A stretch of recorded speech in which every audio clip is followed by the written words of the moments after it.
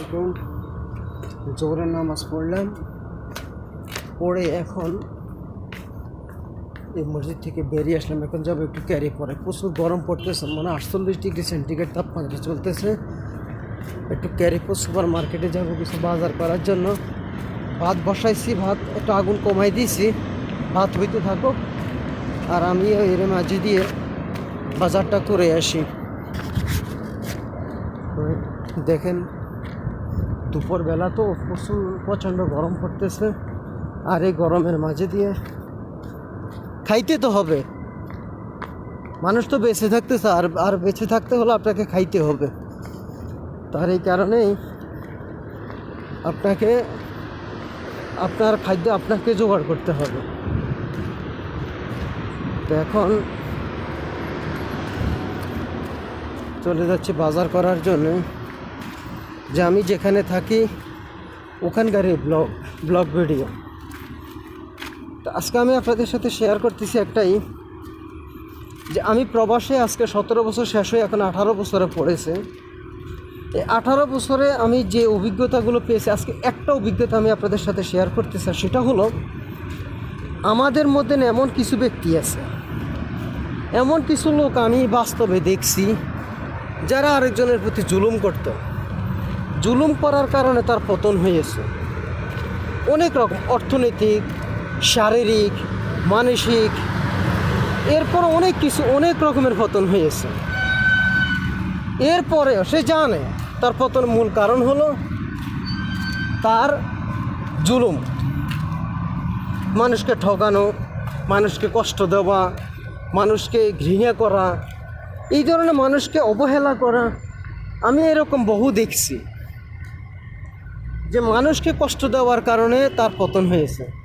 এবং অনেক সময় সে নিজ মুখে স্বীকার করেছে, যে নিজের কথা বলে না, এমনি বলতেছে যে যারা একজনের প্রতি একজন জুলুম করে, কষ্ট দেয়, তাদের পতন কিন্তু হয়ে যায়। সে নিজেও ভালো করে জানে।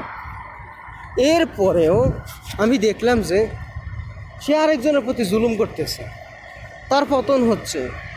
বছরের পর বছর এইভাবে কিন্তু যাচ্ছে। সে জুলুম করতেছে, তার পতন হচ্ছে, জুলুম করতেছে, তার পতন হচ্ছে।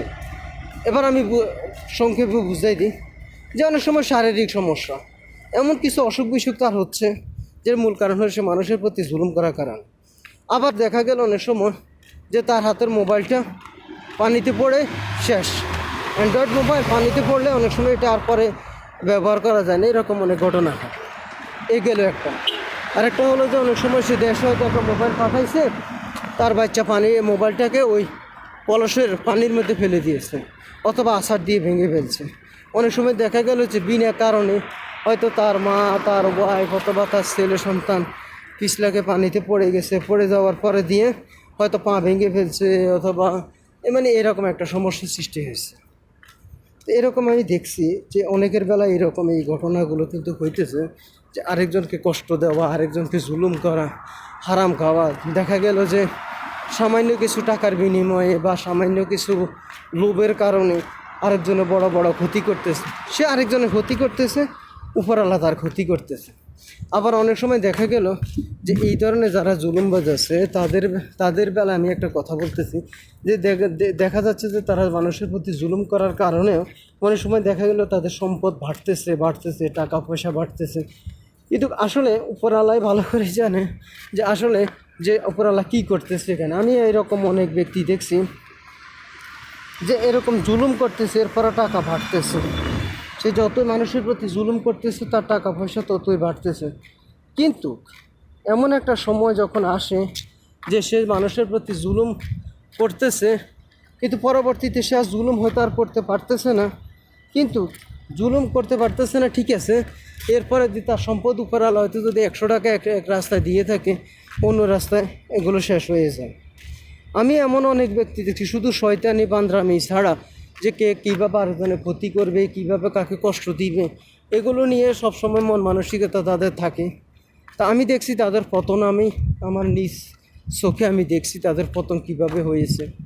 তা আমি আজকে আপনাদের সাথে যে ভিডিওটা শেয়ার করতেছি, সেটা হলো যে আগে এখানে আমাদের বাংলাদেশে অনেক ভাই গাড়ি পরিষ্কার করতো এখানে। তারপরে এখন নাই, অনেকে চলে গেছে, অনেকের বেশিরভাগ যাদের ওদেরকে রাখা মানা এটা সেটা অনেক সমস্যার কারণে। তো বলতেছি যারা জুলুম করেছে তাদেরকে তো পতন হয়েছে, জুলুমকারীর কখনো প্রশ্রয় হয় না, জুলুমের কিন্তু পতন হয়ে যায়। যারা কষ্ট দেয় তাদের অর্থনৈতিক থেকে শুরু করে সব দিকে তারা মানসিকভাবে কখনো শান্তি পায় নাই, পাবেও না। তো আমি আসছি একটু ক্যারিপুরে বাজার করার জন্য, আর আপনাদের সাথে এই ভিডিওটা শেয়ার করলাম। তো ঠিক আছে, আপনারা ভালো থাকুন, সুস্থ থাকুন, আসসালামু আলাইকুম।